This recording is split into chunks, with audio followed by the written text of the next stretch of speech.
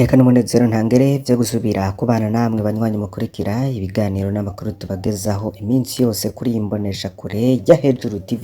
N'umwanya w'ayandi makuru agezweho, turi kuwa gatatu kw'itariki ya gatatu Mukakaro 2024, aho tugiye kugaruka ku makuru avugwa muri politike hamwe n'intwaro ntuze gucikwa.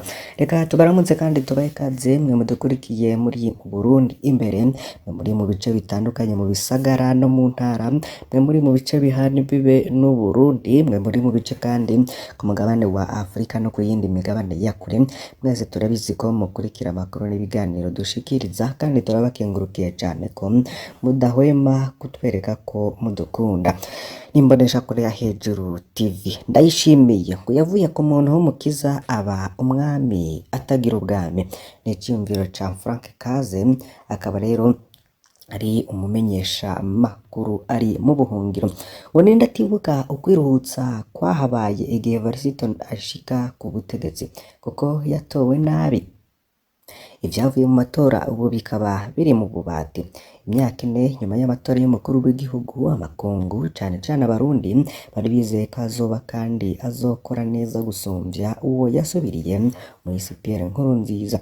Nubwo yerekana ko aryohewe akitangaza ko ari samuragwa wa Sogo, abantu bose bibwira bati uko biri kose ntawe uzosubira hasi. Ngo ntibikunda, ariko ubu biribonekeza. Bamwe harageze aho bavuga bati ese iyo bimwe abirekera leta. Mu majambo make, neva mu gihugu cacu ntarakwiye amanota ubusa kwijana, ariko yoronka umusi yayo. Ngo nayo kuvyo akora, kuvyo avuga kuri uwo wa mbere Mukakaro, umunsi mukuru wo kwikukira wabaye nk'umunsi w'ikigandaro co kwikukira. Ni inkuru idasanzwe rero SOS Media Burundi yafashanije na Frank Kaze, umumenyesha amakuru w'umurundi ari mu buhungiro. Tugiye kubigarukaho ku buryo burambuye, ntuze gucikwa. Iyi ni Imboneshakure ya Hejuru TV, fyonda kuri subscribe canke sabone niba utari wafyondako. Ngo we birapfuma nta bantu yagirizwa ko yishe, nta zina ryiwe turigira twumva mu biturire canke mu vyo kunyuruza ubutunzi. Atibajijwe ibibazo ku bushobozi bwa General Varisito Ndayishimiye bwo kurongora igihugu, abantu benshi babona ko baronse umuntu yera. Ngo vyari vyo ico gihe yimikwa. Iyo shusho isizwe yakurikijwe n'amajambo adahera meza, mbere meza cane, meza ku buryo amakungu yamwugururiye mbere amaboko, mbere n'imiryango. Gutyo rero umukuru w'igihugu yaruguruye ivyo Nkurunziza yari yashizemwo Uburundi, aragira ingendo kw'isi, yaratumirirwa mu nama yose mpuzamakungu, mbere yaranagenywe ko ari intwari y'urwaruka rwa Afrika. Nta kindi, kubera imvugo yiwe ihumuriza, Varisito Ndayishimiye yararonkejwe nubwo yari mu mpapuro ifutwa ry'ibihano mu vy'ubutunzi vyari vyafashwe n'ubumwe bwa Buraya muri 2016 bivuye ku ruhagarara rwatumwe n'ikindi kiringo ciyamirijwe ca gatatu ca Pierre Nkurunziza, ariko yakariye ntigata. Amakungu yahenzwe. Yahavuye rero abona mu nyuma ko atari ikibazo c'umuntu, ahubwo ari ikibazo c'inyubako, kuko umukuru w'igihugu kamere yiwe ari ukuvuga amajambo gusa. Yagumanye bwa buhinga bwo gukora bwa CNDD-FDD, ni igiturire, kunyuruza amatungo ya leta, amacakubiri, amajambo abiba urwanko, ubwicanyi, kunyuruza abantu n'ayandi mabi arutayo. Kugira ngo kandi herekanwe ko kudahana kubandanya, umugambwe uri ku butegetsi watangaje ko ari igihugu. Nta kindi cari gikenewe atari uko amakungu yugurura amaso, kuko mu gice ca mbere yari yahenzwe maze yanka gutanga imfashanyo yari yemeye mu mpapuro. Atamutahe rero na muto yakoreshejwe n'ingingo zimwe zimwe bamwe mu bahinga mu vy'ubutunzi bafata nk'uko ari ukwiyahura. Harimwo rero kugara imbibe n'u Rwanda, amafaranga y'agaciro arabura, ifaranga ry'u Burundi ririko rirata agaciro ku rugero rutari bwigere rubaho. Abarundi rero barayamaze bati uja gukira indwara ariyata, ariko nguwo Varisito Ndayishimiye yama ahayagiza Eden ko igihugu cari atari imbere ntarakirongora, kandi abanyagihugu ntibari bwigere bagira umunezero. umwe mu bakurikiranira hafi aherutse gutangaza ko Evariste Ndayishimiye yataye umutwe ngo ni gute mu bisanzwe umuntu yokwemera ko umukuru w'igihugu atafashwe n'indwara yo mu mutwe mu gihe igihugu gisa n'icahagaze, kuko ubu Uburundi bukenye ibintu byose, nta mafaranga y'agaciro, nta muyagankuba mu gihugu cose, nta bitoro, ivyo bintu bibiri bibuze kandi ata kindi kintu gihari cinjizwa hadakoreshejwe amafaranga y'agaciro. Amahinguriro n'inganda vyarahagaze, nta sukari ihinguriro Sosumo ryatangaje ko ryananiwe, nta binyobwa Braludi bikiboneka, nta mwavu w'ikizungu, abana benshi barahagaritse amashuri hagati mu bibazo kuko ubura uko biyunguruza, abakozi ba leta co kimwe n'abikorera ivyabo rero ntibakija ku buzima kuko gifise intege zo kugenda, nta wundi muti uhari atari ukugenda n'amaguru canke amafaranga menshi cane mu matagisi canke amabisi apakiwe nk'indagara yitwa ko akigenda uko ashoboye. Amasoko aragaragara, ivyankenerwa rero ni nk'ibifungurwa nta bihari, ibihari navyo bigurwa ibitagenda, amavuriro, ibisata vyakira indembe cane cane bisa n'ibitagikora.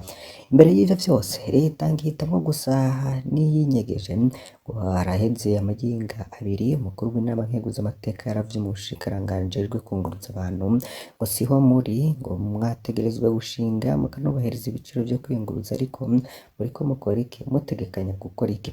Kandi nk'uko vyari bisa n'ivyitezwe, ivyo bibazo vyaguye ku rukuta rw'agacerere nk'uko rero vyabaye ku mushikiranganji wa mbere abaheze amezi abiri yubahutse aravuga ko ata muti abona ku ngorane zihanze igihugu. Uwugowe ni uwogerageza gufata isanamu yerekana ukuri kw'ivyo abarundi babayeho.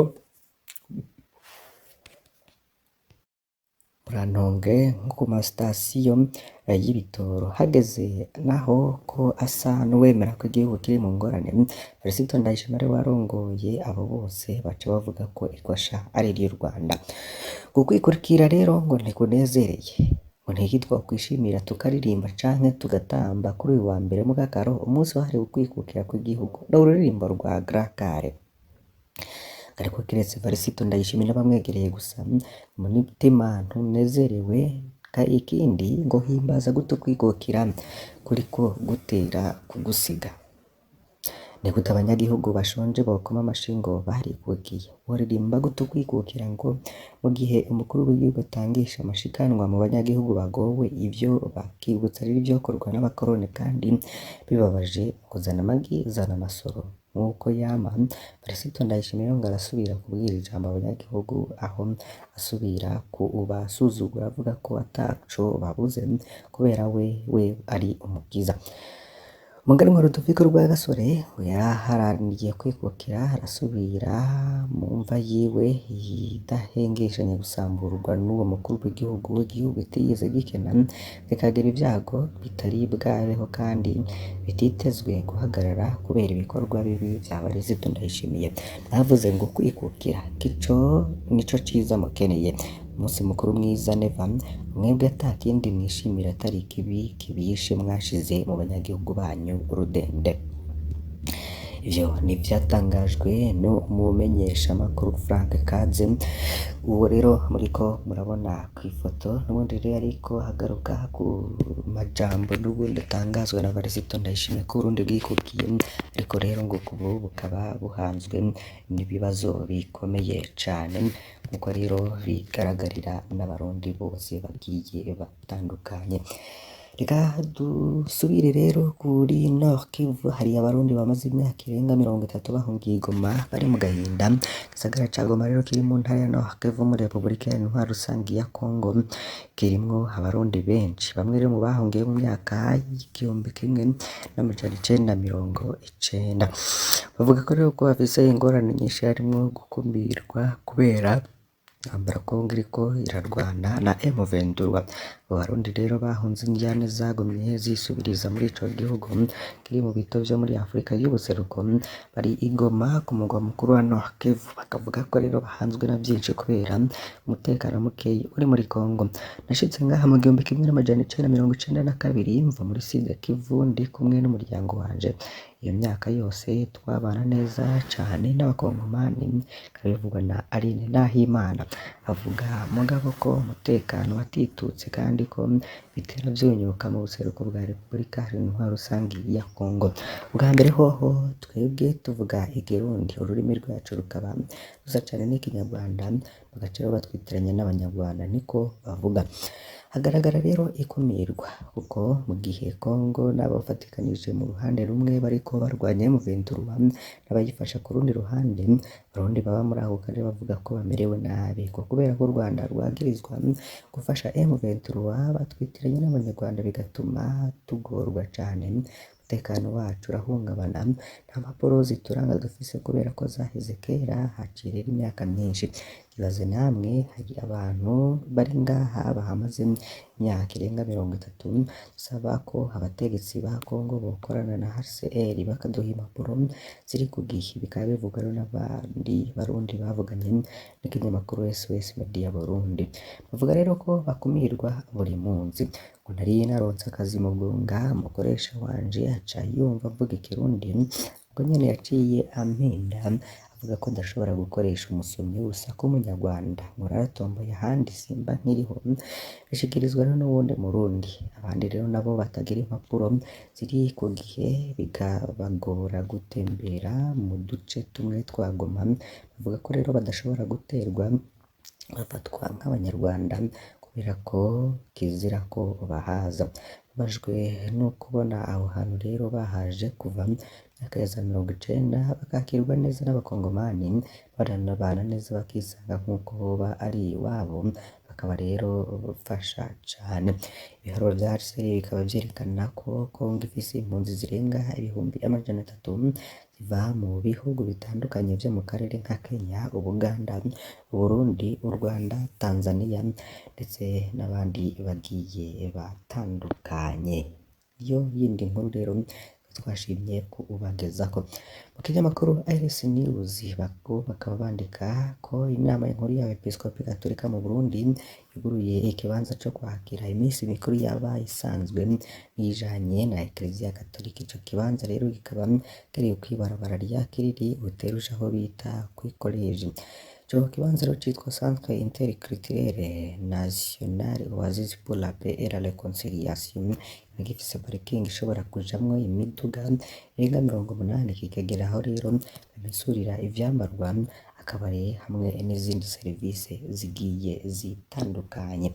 Naha rero duhereje aya makuru twari twabateguriye kuri iyi mbonesha kure ya Hejuru TV, basaba rero kugira ngo ntimuze gucikwa n'ayandi tuza kubagezaho. Iyi ni imbonesha kure ya Hejuru TV, Imana ibahezagire.